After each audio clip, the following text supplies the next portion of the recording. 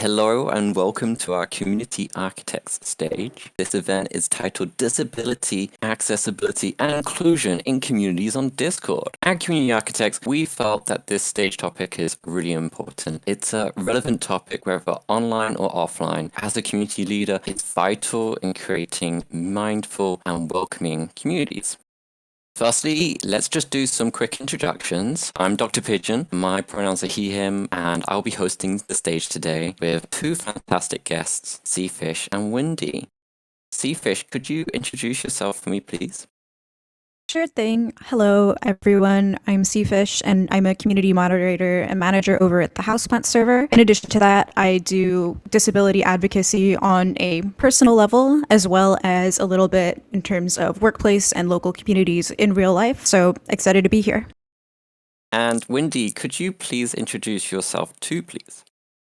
Hi everybody, I'm Wendy. I'm a special needs teacher since about 6 years. So my work is to help children with disabilities or just generally difficulties at school to integrate into our regular school systems. I write individual education plans for them. I support them, but I also coach the parents and the teachers, and I work with the experts to make sure that the environment is optimal for the kids so that they can develop as best as they can. And on Discord, I also do community management more in the music production community, like that kind of direction. And I found that a lot of what I do at work really helps with creating inclusive communities on Discord as well. So I'm super excited to be here and be able to speak about this because it's really a topic that's super close to my heart. So thanks for having me. I'm super excited for this talk. Brilliant. Thank you so much for that. Do keep in mind, everyone, that we will be looking at the audience chat. But for the meantime, let's get on with the questions that we have planned already for this, okay? And we'll be starting off with Cfish. So the first question is, what does disability mean? And what can it look like, both in person and online? All right. So the reason why I wanted us to start with this question is because I think that when we say the word disabled, a lot of people will kind of jump to a very particular image of what a disabled person looks like. For example, you can walk past a public restroom and you'll see the signs with a stick figure with a dress, and then a stick figure in a wheelchair. And I feel like this kind of contributes to a very general idea that disability looks a particular way or is very easily visibly identifiable. This is actually not how disability works. And the reason for that is because disability looks very different for different people. So I'm just going to upload a picture very quickly to the pins section. That is just to illustrate the fact that being disabled can look like a ton of different things. All of the people in this image were drawn to be disabled, and some of them you can see are using disability aids, such as a wheelchair, a walker, some might have prosthetics, etc. None of them are more or less disabled just because of the aids that they use or don't use on a particular day. For example, someone may be blind but not using a guide dog, or someone may have hearing loss but not necessarily using sign language as they're able to communicate through other means. In addition to that, people's disabilities can change over time. An example would be somebody who has chronic migraines. On some days, they might be relatively fine. On other days, they might have really debilitating pain. So the idea that I want to get at, no one way to be disabled, and therefore there's no one way to deal with disability. So when we talk about accessibility, we're really talking about how people can access a space, whether in person or online, despite their disability. And there are various aids that allow people to do this. So that's something that we want to go over in this example. I did also want to add that disability aids can look different for people even within the same disability. For example, someone who is blind might use a white cane for navigation, or they might use a guide dog, or they might rely on a person guiding them, which is called sighted guide. The idea being that there are many different ways to be inclusive and increase access to our spaces. And I think Wendy also had a bit to add on this point. Oh yeah, thank you so much for handing over the word. You've already pointed out so many amazing, very concrete facts about disability. And what I wanted to talk about a little bit is what is disability in the first place, like per definition. And that is so interesting because this is such a society question. Because I'll just make an example. So ADHD is technically that's a disability, right? And the way people with ADHD are disabled in the sense that they can't concentrate and focus as much. And you can already realize I'm coming from a school perspective. So at school, there are a lot of situations where they can't participate the same way as they are expected at school. But former times when people were in the jungle and they were having tigers around them and they were living in caves and so forth, a person with ADHD was probably the one to survive first, because if they heard any kind of noise outside, they would jump and hear it and, not be able to concentrate on anything else but on that sound that they just heard. And this would be a survival thing to have. It would be a good thing.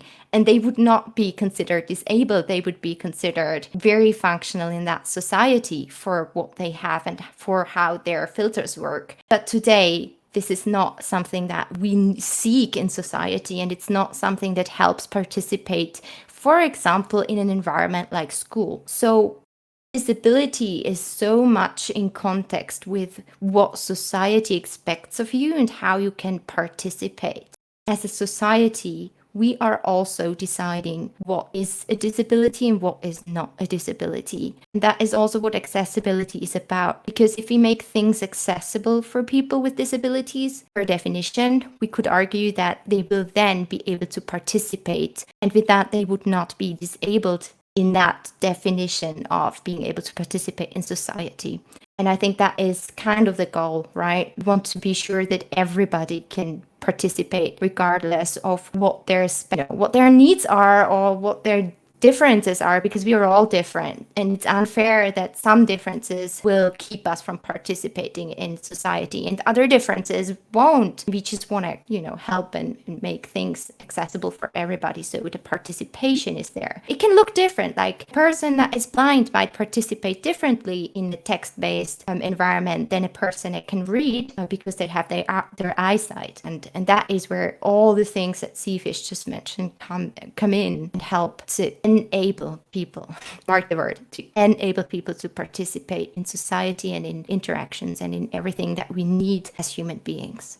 To kind of extend upon that point, I think this is really poignant, and it speaks to something called being disabled by the environment as opposed to being inherently disabled. The idea that we have fundamentally built our society around a very specific version of an able-bodied person. And because of that, we haven't created a world where people can thrive based on their environment. So some people will consider themselves not kind of inherently disabled, but disabled by the environment.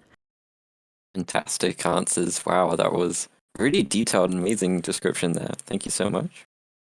Let's move over to the next question, which would be for Wendy. As a special needs educator, I'm hoping that you'll be able to give a great insight. What are the common pitfalls for people with dyslexia? Oh, yeah. So dyslexia is, it has different forms. So dyslexia is the older term. I actually don't know the English newer term for this, but we distinguish between reading difficulties and writing difficulties. So, for example, if somebody has reading difficulties, we might encounter a lot of misunderstandings when communicating on text in a community. So, for example, people with dyslexia that have reading difficulties often tend to read especially small words in a wrong way, or mix up certain letters and then end up having a very different understanding of the sentence because there was a small mistake that their brain picked up in a wrong way. For example, the small word not can easily be read as the word now. You can imagine a lot of situations where when you read now instead of not, you might fundamentally misunderstand what's being said. So, for example, if a moderator says, please do not talk, and then you read, please do now talk, then you might feel prompted to actually explain yourself when the mod just was telling you not to talk. So you might just misunderstand it. It's not your fault, because small details, some letters or small words can be hard for you. And in these moments, a person with dyslexia is just really, they have to rely on very patient mods that expect misunderstandings to happen. And as a moderator, if I say, please do not talk, then I expect people people to not talk. And if they do, I often can like react very impatiently and feel like they didn't read my thing properly, like what I just said, they didn't read properly. And I might jump to the conclusion that they were just too lazy to read. And that is, I guess, something that people with dyslexia often run into, that they are accused of being too lazy to read when they really just struggle to read, or are not aware that they didn't read something correctly, or also take a lot of time to read correctly. And especially if they are already upset, maybe because the conversation is very emotional, it can be just super hard to focus on actually reading something correct and take their time to do so, which can be super hard for people affected by dyslexia. So in that moment, it's just very important to give the benefit of doubt, because you never know if a person is affected by dyslexia, because they're not going to say to you, guys, by the way, I have reading difficulties, so whenever I, react that way, it might just be that you're not aware of that. So I think it's good practice as a moderator to always assume that maybe what you just said didn't come through, maybe because a person was too emotional to read. Things can get overlooked in quick discussions, or maybe because they do have dyslexia. And just be patient, repeat yourself, maybe in different words. For example, don't just repeat yourself exactly the same way, but just try to rephrase what you just said. For example, please stop talking now. And with that, you'd helped because you added the word stop. And all of a sudden, it's very clear what you're trying to do, and they might stop immediately. So that's people with reading difficulties.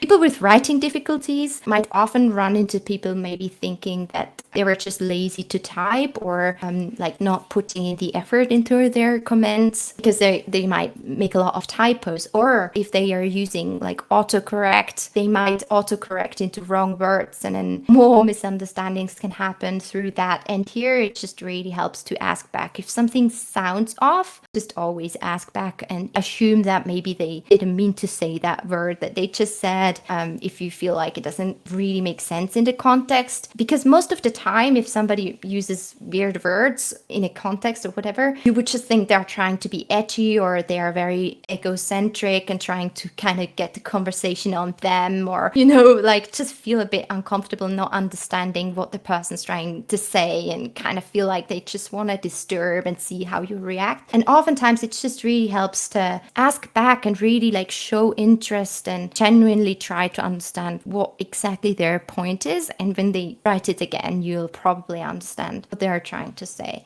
And I think the difficult thing here is really that you don't know. If a person has reading difficulties or writing difficulties, you simply don't. And that's why I think we always have to assume that it could be that someone is just having difficulties with something.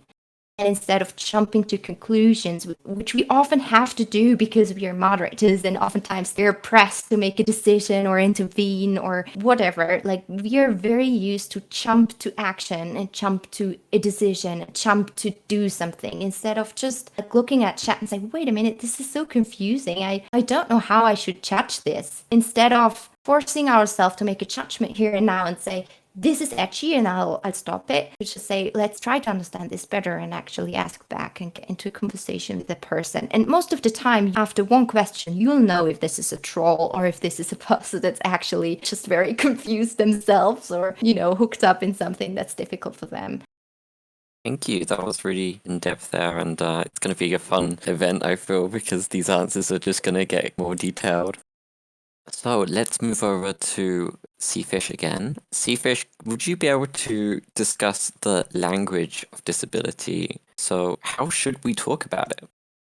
This is something that I know can be a hot topic, but also something that I think a lot of people are scared to ask questions about. So I just want to be clear that this is a space for discussing, answering, and asking these questions. When we come to talk about disability, I think that people feel as if you don't know which words are going to be offensive, or they don't know which words are outdated, and they don't have a very good way to find out what language to use when talking about disability. For people who are outside of the disabled community, it makes sense that you would have this kind of hesitation because it's not necessarily language you deal with on a day-to-day basis. I first of all wanted to start by clarifying that the word disabled is not a bad word. It isn't a bad word to factually describe something as what it is. In this case, disability, we can use the word disability, disabled, to discuss those things. Even though on a societal level, some people may attach negative connotations to the word disability, as a community, the disabled community has decided that that is a word that they are okay with. It then goes on to moving away from certain words. There are, of course, certain words that have been used in other contexts in order to insult people. You can quite easily tell when a word is no longer acceptable. An example of this would be the word handicap. You might see a lot of bathrooms, for instance, call themselves a handicap bathroom instead of an accessible bathroom. Simply moving from the word handicap to accessible, instead of portraying disability as something negative or something that makes someone sub-capable, it then just moves us towards a world where we are instead focusing on making things more accessible for people of all abilities. This to me is an example of how we can update our language and move away from something that previously was considered okay, but is no longer considered the most inclusive thing. In addition to this, I wanted to talk about how certain communities within the disabled community on a whole have found not just accuracy in choosing descriptions for themselves, but also have found joy and community in talking about their disabilities. So the example here I want to talk about is the deaf community. Many people, when they're writing the word deaf, will simply write the word deaf, all lowercase, etc. However, if you notice when you're talking to someone who is actually deaf, a lot of the times they will use the word deaf with a capital D. This is a really interesting and subtle shift because it represents a shift in the mentality surrounding deafness. The group of people who have actively decided that they are part of the capital D deaf community do so because they actively take pride in the ways that they communicate, in the identities that they have, in the experiences that they have as a deaf person. It's not something that they are going to hide or be ashamed of. It is something that they want to actively represent their community on because it is an important thing to them. So the examples I want to give here is that it isn't necessarily bad to talk about disability. I then wanted to talk about what you do when you don't know what words to use. For example, some people might say, I am an autistic person. Another person might say, I am a person with autism. And those things have very slightly different connotations, and it can be hard to navigate this. I think one thing that we can all do in situations like this is, first of all, pay attention to the individual person. You can explicitly ask them, what language do you prefer that we use when we're talking about disability or talking about you specifically, or for a particular disability. You can look up and see if there are organizations or community members from within the community saying what they prefer. So not looking at groups that speak for a community, but looking at people within the community themselves explaining how they want to be referred to and what ways you can include them through your language. So to summarize all of this, the word disability itself is not a bad word. However, there are shifts that we can make in language to move towards more accessible and inclusive language. The terms of disability, such as deafness, can actually be positive community points, and we shouldn't automatically assume that just because we're talking about disability, we should be talking about it like it's shameful or in a hushed voice or anything like that. And then the last thing being, it's okay to not know what words to use, and it's fine to ask or to simply Google what is the best kind of terminology when talking about a specific disability or community. Love that so much, cfish. Thanks. Because I think all of us who are not affected by any disability, it's often hard to just take those words into our mouths and say it out loud. It's like sometimes it can be super intimidating because you don't know if you're gonna hurt others. What I have also found is that what exact words are used or not used is so dependent also on where you are in the world. I found out lately, I had a discussion with a couple of people a while ago, and I found out that here in Switzerland we still use certain words that in America apparently are already a bit on the negative side or on that side of words that they're moving away from. And in Switzerland here, that's like the standard right now. The words that I use in my professional environment that I feel safe with, that I am reasonably sure that these are the words that are also used in the communities. I think it's just so important to not be scared. And if you get corrected, it's not a shame. Like, just let yourself get corrected by people. It's fine. If you can show that you treat them naturally, like you treat other human beings, I think that is the most important thing. And you can't show this if you're scared to talk to them because you don't know what words to pick. So rather pick any word that you think is probably okay. Respective, you're asked to use different other words, just like cfish. Explain if you're not sure, I think. Thank you for both sharing those. I remember speaking to cfish before this event about this topic, and I really was excited to learn more on this because the whole notion about trying to positively reinforce is something that is so powerful, and I just love hearing more about that because it's so great because it unlocks so many conversations for so many people. Linked in the pin section an organization with a description of what it means to be deaf and deaf culture, and that's written by people who are actually within the community. So if you wanted to read more about that specific point, you are welcome to go do so. That's so cool. Thank you so much for linking those. Those are great. Okay, back to the questions. I think we're ready to move on. The next question I'd like to ask is to Wendy. How would a mod interaction impact someone with ADHD? Right. So people with ADHD can, especially if they get very excited, they can come across as a little bit spammy because they often tend to react very unfiltered, like just especially if they're younger. And sometimes it can mean that they are more likely to get caught in automot filters or getting people to tell them that they should stop spamming and so forth. So probably not only for them, but that's true for all disabilities, but for them in particular and for a lot of other people. It's really good if you can try and figure out what is an appropriate reaction. If you're hyping an event in your server, for example, is it really that bad if people spam excited emojis in your general chat expressing excitement for that event? Do you really need to tell them that they shouldn't be spamming? Or could you just let them, be happy and do that? I feel that sometimes we have a very narrow picture of what spam means, what it is to us, because we've looked into so many auto moderation filters and thought about so many means and how to reduce spam. And this makes us very sensitive towards spam. And sometimes we identify things as spam that are not actually spam, like a person just getting out their thoughts the way they come to their head instead of nicely putting them all into one nice neat comment and then hit enter at the end. This is really not the strength of a person with ADHD. They would just do, I have this thought, I write it down, I hit enter, then I have the next thought, and I'll just write it down, hit enter again. This is kind of a very typical flow of a person that has like a hyperactivity alongside an attention deficit. So with them, it's very important to understand that being hyperactive is not something bad. It just means that their flow is a little bit different. For us, it can sometimes be difficult to kind of understand that flow and just go with it because we're more used to think first and like kind of prepare what we want to say and then put it there. And the other thing is that they have an attention deficit. So it means that they cannot focus as easily as other people can because their brains work a little bit different. So they have different filters and they like everything that happens around them affects how they see it. Like they can't just ignore it very easily. So if they hear, like for example, if they're in a conversation and the person starts a different conversation at the same time or puts an emote that triggers a memory or something that they want to talk about in that moment, it will be hard for them to focus on the original conversation. That they might just jump on that new stimulus that just happened, or they might randomly start to talk to you about their mother who just entered the room and wanted something of them, and you actually wanted to have a conversation with them. And they're not trying to be annoying at all. That's just how their filters work. And you can very easily just pull them back by coming back to the conversation, ask them a question about it, because they are easily refocusing on what you're saying if you can distract them, so back, so to speak.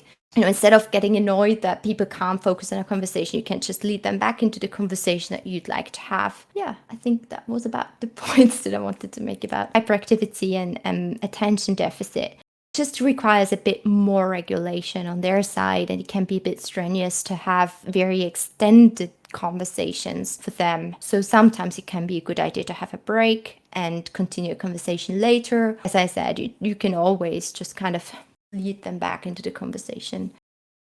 Awesome. Showing that empathy, it's really nice. Let's move over to the next question with cfish. This is accessibility accommodations. How can we make our communities accessible? Here is where we're going to go into more specific examples, at least on my side of things. in that I want to kind of go in depth on a specific type of disability and a specific type of disability aid. So this also addresses a point that was brought up by Michael in the audience chat about screen readers. We are going to get into that in a moment. The first thing that I want to do is talk about how we would navigate Discord if we needed certain accommodations. And I realized that a lot of people might not actually know where to find these accommodations. I am going to very quickly post in the pins channel with an explanation of where you can actually find some of these settings.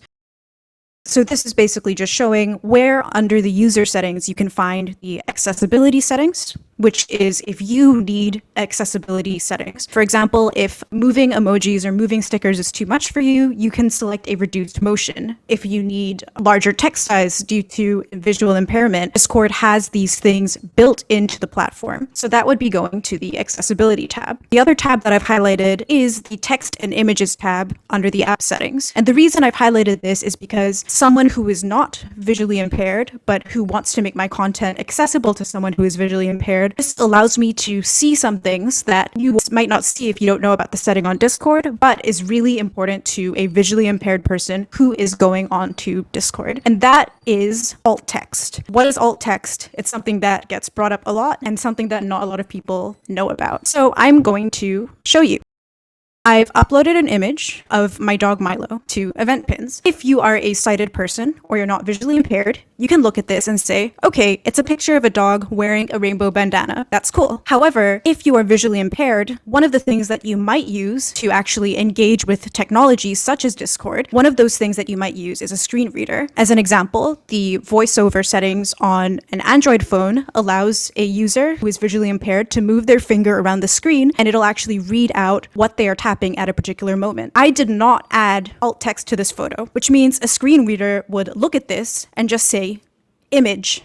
That's all the information that a screen reader would give them, unless they have something that tries to use a computer to determine what's in an image, but that can still be very warbled. So the idea of alt text is basically having an explanation that is hidden in the image properties that allows screen readers to actually tell a visually impaired person what is going on in an image. And I am going to just show an example of how to do that.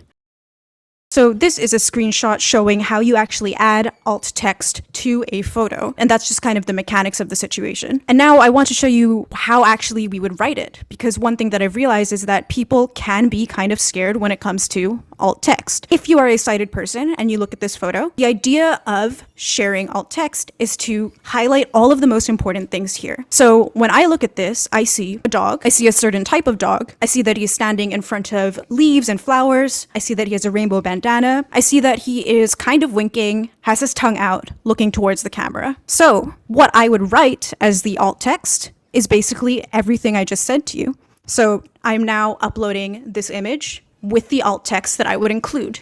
I've included here a very detailed description of alt text, which is something that you can strive for very detailed or important images. For example, if you're doing a presentation and this is your cover slide and you want people to get every single detail, otherwise it might be more practical to take out a little bit of this detail, but still make sure that you are including enough information. Another example I want to show is if you have a banner that actually contains text, because this is something a lot of people don't realize. For instance, if you have an event, the banner says, "This is my event. Welcome to the event. Here's the date and time, etc." If you use a screen reader, they can't go into the image and take that out of the image. So specifically, if the image that you are using has text, you really need to include that text either in the post or in the alt text. So here is an example of a banner and an example of alt text that would be appropriate for this type of banner. So you have to make sure that you include the text so that somebody who is going through this with a screen reader, meaning they can't see, if it was described to them, they would still get all of the important information. So that's what it means to include alt text, and that is one way to make things easier for people with screen readers. And now I'm going to go to the point that is relevant to Michael's question,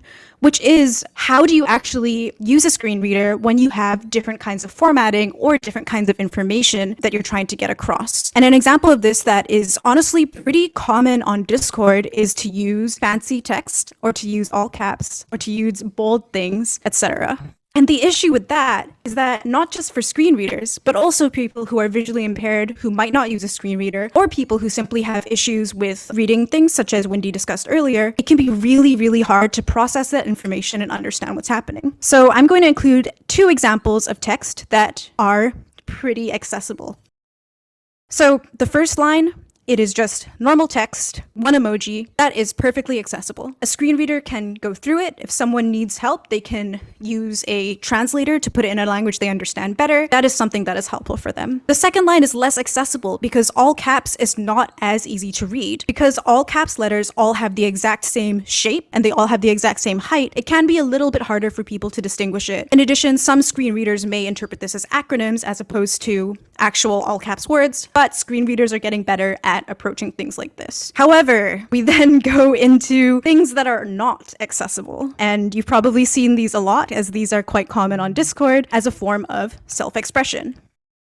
These things are all inaccessible. Screen readers may be able to read some of these texts, but it's going to be extremely difficult. For instance, if you look at the third line that I have here with a bunch of emojis kind of scattered within the text, this would probably read as, this screaming cat is X-eyed emoji, not person with X arms, X, cat crying emoji, etc. And a screen reader would just completely not know how to address some of these ones that are further down. Even if these are valid characters in other languages, it's not valid when it is used in this sense, and screen readers are not going to be able to do that. What is okay for screen readers? 1. This is accessible guide dog. 2. This is less accessible. Dash. What is not okay for screen readers?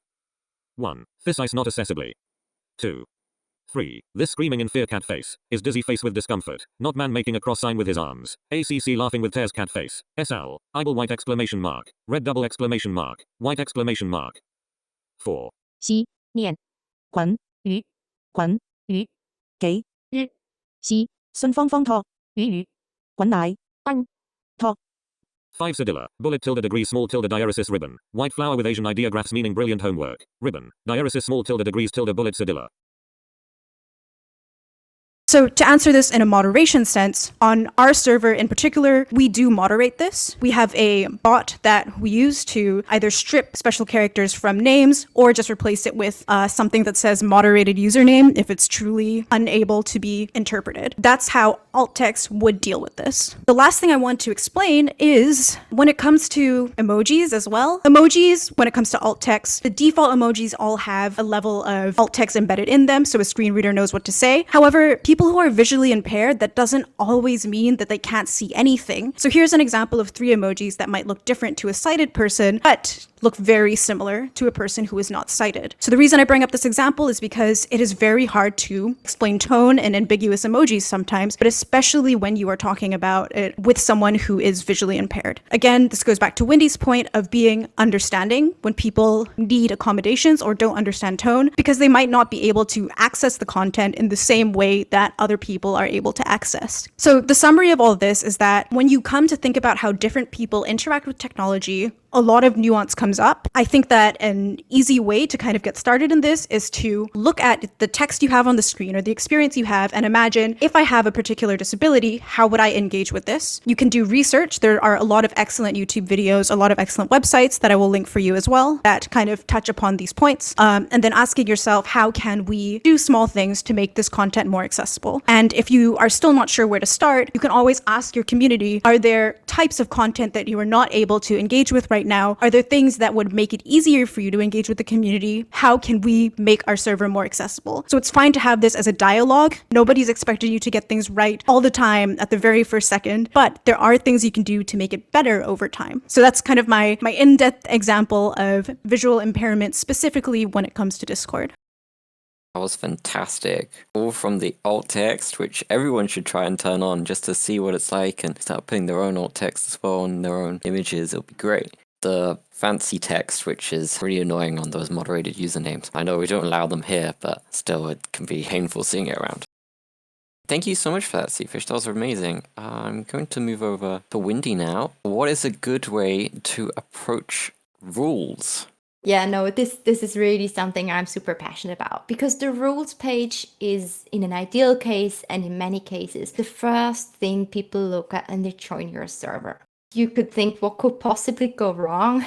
And I'll just show you what can go wrong, because many things go wrong. I'll start with a little episode from when I was working in a school that was specialized for children with complex language disabilities. That was at one day where we would all go out for a hike. So the children would come in and they would not need to turn off their shoes, because we would just straight go for a long hike. This tiny little kindergarten boy coming in, and I said, "You do not need to take off your shoes." And the child sat down in front of me and took off their shoes. And I was looking and I was like, wait, what did go wrong? I mean, I understand. It's difficult to understand language, but And I had this super experienced kindergarten special needs language teacher next to me, and she was just looking at me, smiling and saying, "Yes, not does not get processed in your brain."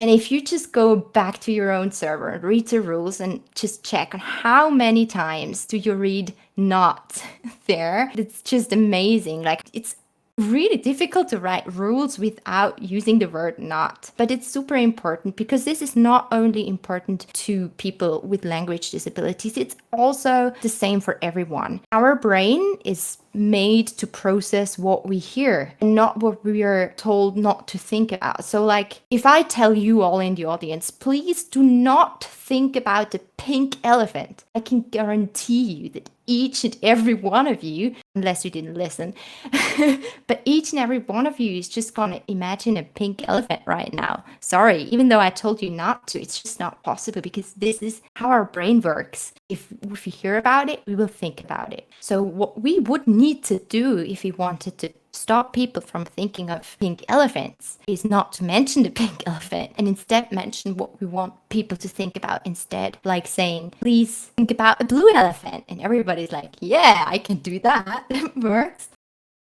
And keeping this kind of psychology of rules in mind really helps to also create a much friendlier rules page for your server in the first place. Because do you really want people that join your server for the first time come into the rules page and read, "Do not harass people, do not spam, do not do this, do not do that," and read all about the really terrible things that could possibly go wrong in this community?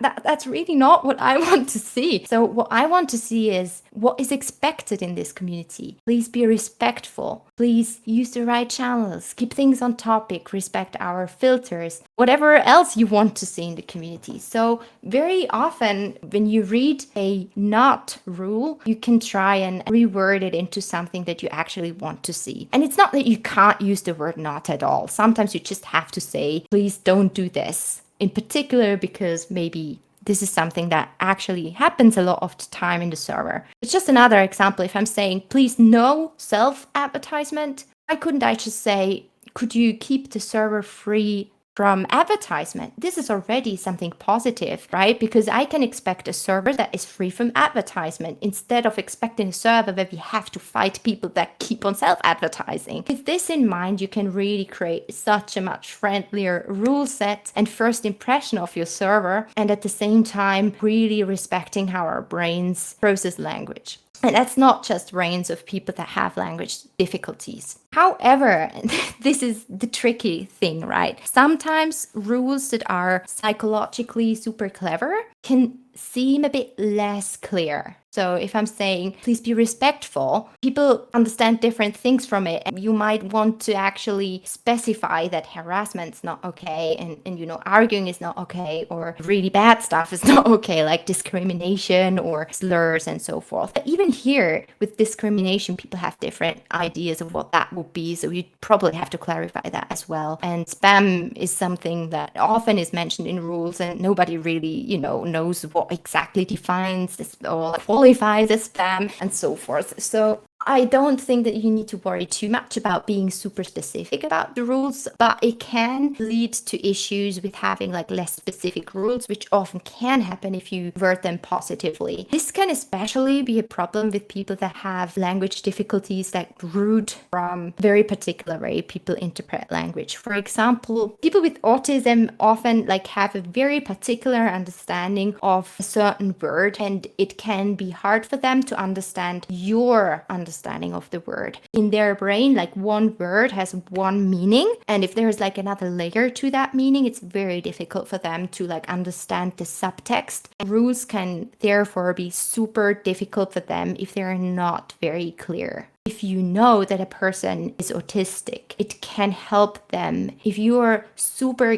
clear and straightforward with rules, which you might not want to be with other people who don't have difficulties with reading subtext. I would not do that in the official rules page because of the friendliness that I've just tried to explain before. So to make it friendly and very positive and give the impression that you want to have people to have when they enter the server. If you encounter issues in chat and you know a person is affected by autism, then you might want to be more straightforward than you'd be with other people because you know they can't read subtext and you help them to do what you want them to do or to stop what you want them to stop when you're super straightforward, like saying, please stop talking now, for example, like would be something very clear that there's not much room for misunderstanding. And for other people, this might be like super harsh. Like I'd not tell this to, to everyone. I would not say like, please stop talking now. To another person, maybe because I think this is like very harsh and may be unproportionate in a certain situation, but for certain people, it's super important to have that.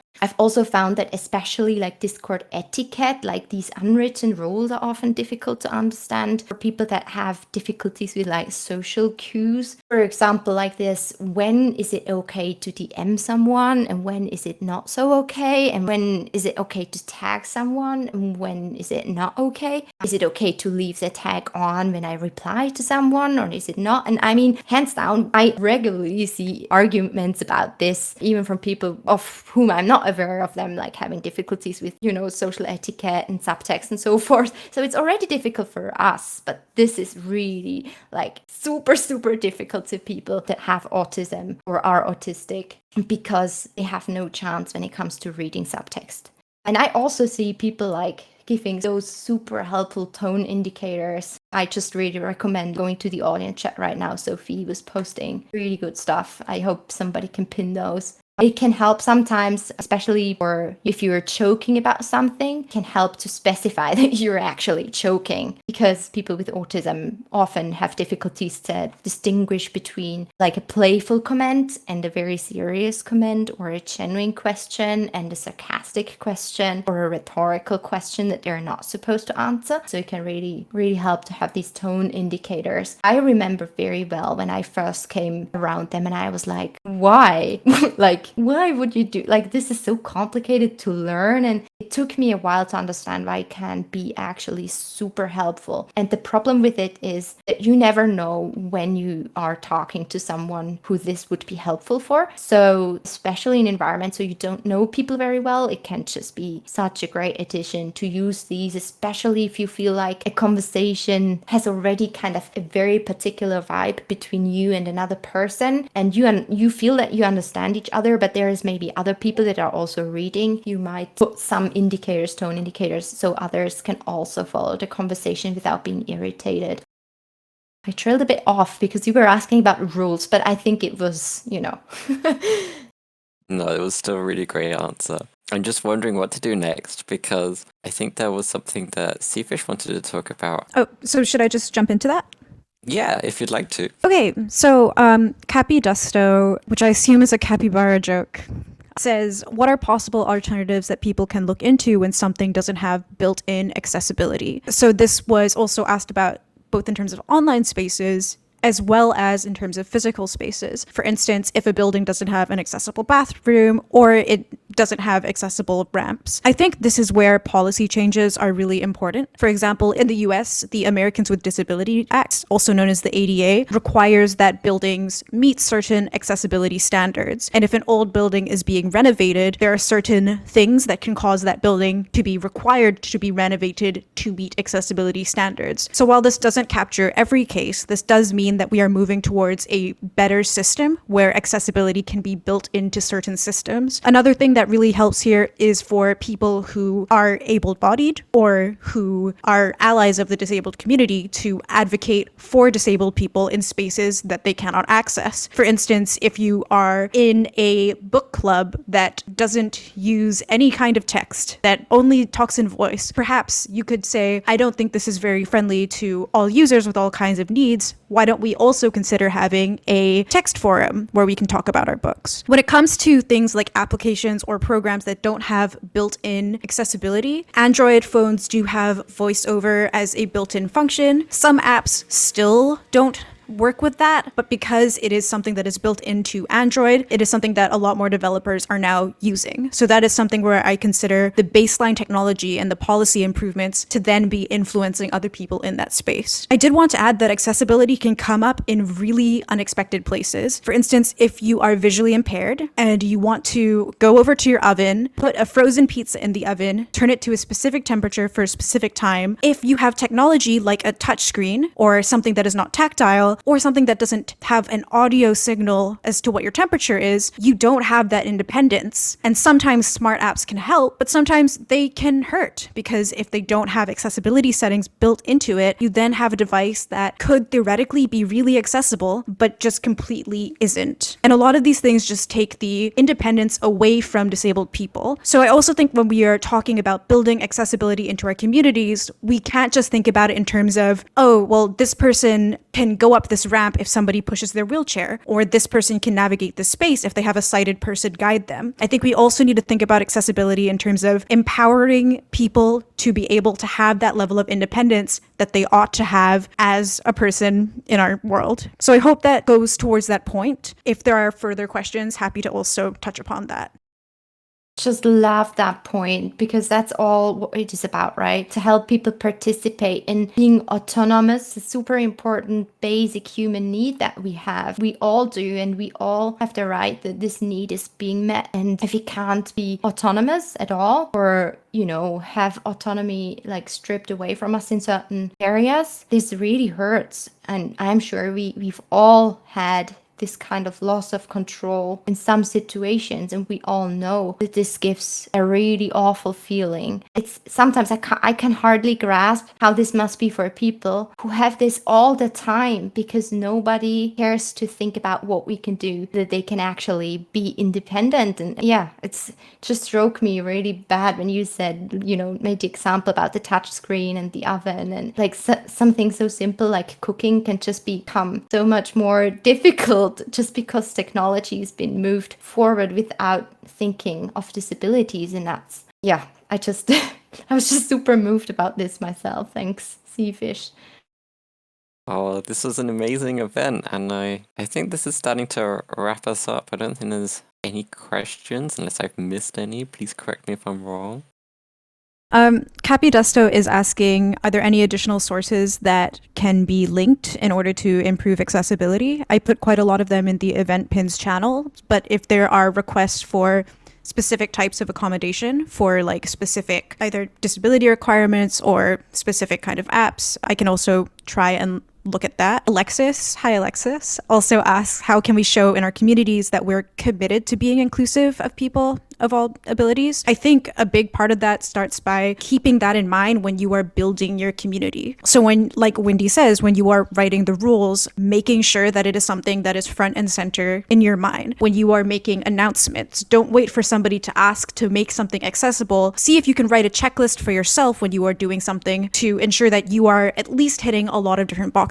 I also think it helps to have a very explicit channel, for instance, where you say, hi, if you need accommodations, you can DM a mod or you can request them here, and we will work with you to find something that can assist you. Basically, not just reacting to the lack of a need, but also being proactive in researching how to set up a community in a way that is accessible, but also making it clear that you know that you can't address everything all at once. You're not going to be perfect. Therefore, you're going to have these channels where people can come to you and ask those things. That is was a super great answer, really, and very focused on the accessibility itself. For me, inclusion is also to stay very close to human being behind the other screen. In the end, everybody is different and everybody has different needs. And if the need that someone has is tied to something that in our society is labeled as a disability, or if it's a need that it's not labeled as that and might not come with certain problems in society in general, it doesn't really matter, because at the moment the person needs something, you as a mod or as a community advocate, you're there to help. And for me, I find it sometimes difficult to balance this, talking about labels, talking about disability and so forth, and just take diversity as a given and as a natural thing that doesn't need 100 different labels. It's just there and every person's different, and I cherish that in the first place. So for me, it's also about, even if I meet a person where there's certain things that I don't understand immediately and might find a bit off or irritating or even edgy to me, I try to not jump to a conclusion and remember this is a person and there might be a very specific reason behind what exactly they're doing. And it might not be the reason that I'm currently thinking of. So just stay very neutral and very loving and empathetic towards the person you have in front of yourself, even if you currently don't understand what's going on, and making this effort to get to understand will probably show more inclusivity than proclaiming that your community is trying to be inclusive, if that makes sense.